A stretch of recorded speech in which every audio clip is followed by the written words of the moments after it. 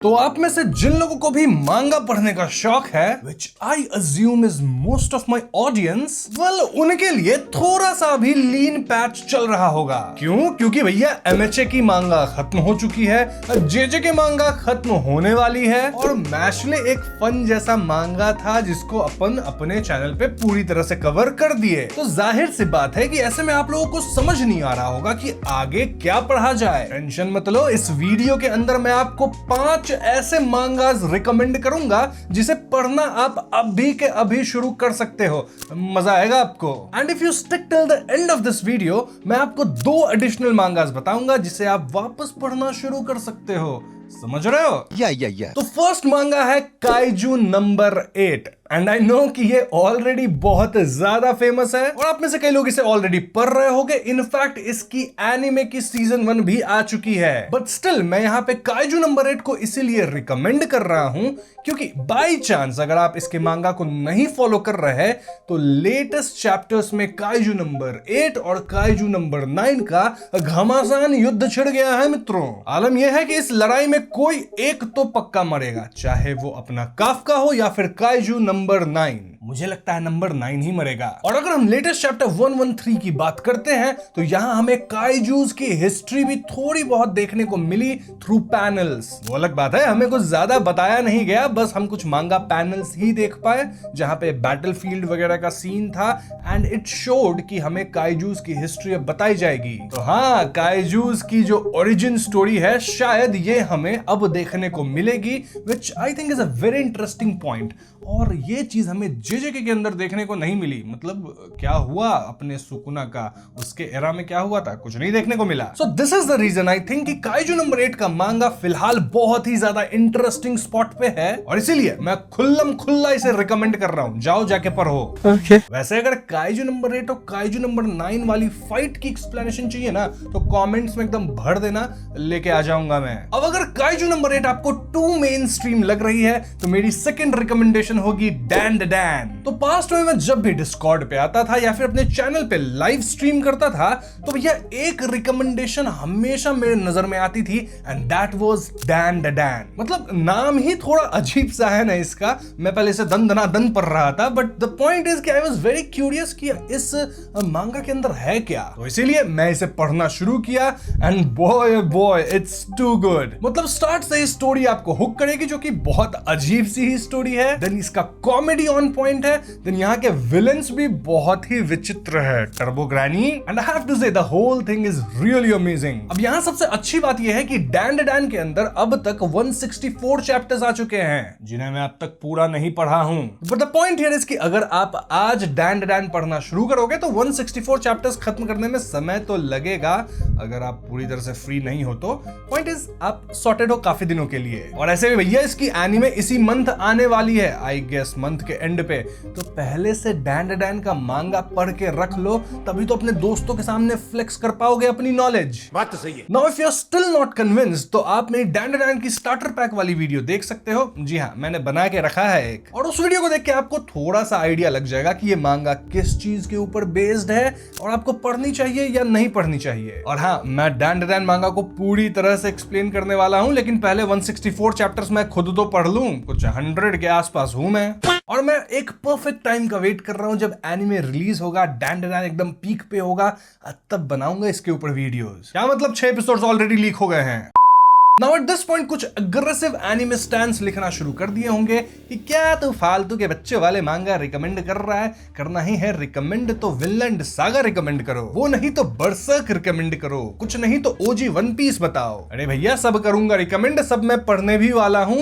अभी बहुत ही amazing plans है मेरे कुछ, लेकिन अभी जो मैं मांगा रिकमेंड कर रहा हूं वो रिप्लेसमेंट है काइंड ऑफ MHA और JJK जैसे मांगास के लिए, ना कि AOT की रिप्लेसमेंट। तो उसकी भी एक अलग वीडियो बनाऊंगा जहां मैं AOT जैसी मांगास बताऊंगा कि इसके तरह का अगर आपको एनिमे पसंद है तो आप क्या पढ़ सकते हो। हाँ, एक अलग से वीडियो आएगी, रेडी रहना उसके लिए। और तुम्हें क्या लगा मैं पिछले कुछ महीनों से क्या कर रहा हूँ? बहुत सारे मांगास पढ़ रहा हूँ, बहुत सारी प्लानिंग कर रहा हूँ, नेक्स्ट लेवल पे जाने वाले हैं अपन, दिखने लग जाएगा तुमको अगले वीक से।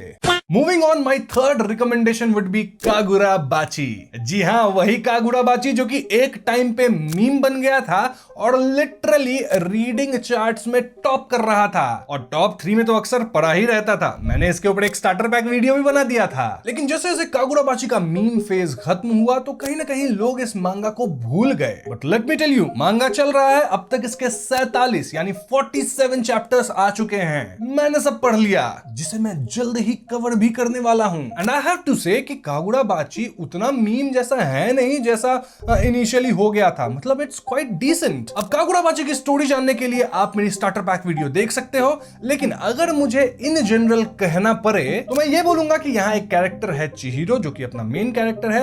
वो कुछ इंचांटेड ब्लेड्स को कलेक्ट कर रहा है जो कि उसके पिता ही बनाए थे। यह आपके लिए एक बढ़िया टाइम पास मांगा बन सकती है, जिसको पढ़ते वक्त आप माइंड ब्लोन तो नहीं होगे, लेकिन हमेशा आपके मन में ये जरूर चलेगा कि भैया अब अगले चैप्टर में क्या होगा। And I think that is good enough. और हाँ, कागुरा बाची की भी एनीमे मोस्टली आने वाली है, तो even that is a good thing, right? वैसे कागुरा बाची की मांगा एक्सप्लेनेशन भी हम अपने चैनल पे लाने वाले हैं। लिटरली ये वीडियो में जो भी मांगास मैं बता रहा हूँ सब पे एक्सप्लेनेशन आएगी, तो मैं बार बार अब रिपीट नहीं करूंगा।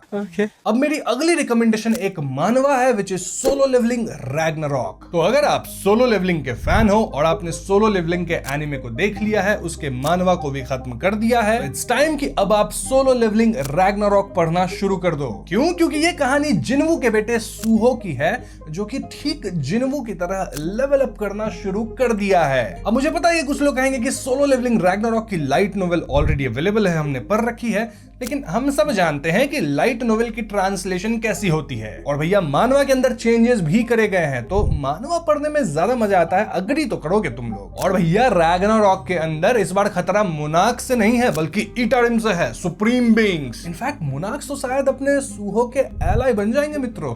एक तो बन गया जहां तक मैंने पढ़ा। So yes, you can start Solo Leveling Ragnarok today. और इस मानवा को स्टार्ट करना सबसे ज्यादा आसान है, क्योंकि इसके अभी सिर्फ 18 चैप्टर्स ही आए हैं, और उसमें से कुछ 12-13 चैप्टर को हमने अपने चैनल पे कवर कर भी लिया है। जल्दी कैचअप भी कर लेंगे, but the point here is कि तुम भी शुरू कर दो पढ़ना। लिटरली सोलो लेवलिंग वाली ही लाइन अप फॉलो कर रही है मानवा, मजा आएगा तुमको। तो इसीलिए कह रहा हूं, सोलो लेवलिंग फैंस असेंबल, क्योंकि माल करक है, एकदम कड़क माल। Now my final recommendation here would be Sakamoto Days. Not gonna lie, मैंने ये मांगा पढ़ना सिर्फ 2 दिन पहले शुरू किया है, and I can not stop my self. मतलब हाँ, अब मैं एडल्ट हूं, बहुत सारे काम होते हैं, तो मैं उतना रेगुलरली पढ़ नहीं पाता, बट जब भी मौका मिलता है ना, 1-2 चैप्टर निपटा देता हूं। तो ये कहानी टारो साकामोटो की है, जो कि अपने टाइम का लेजेंडरी हिटमैन था। He was the best out there, but then he fell in love, then life happened, और बंदा मेरी तरह वेट गेन कर लिया।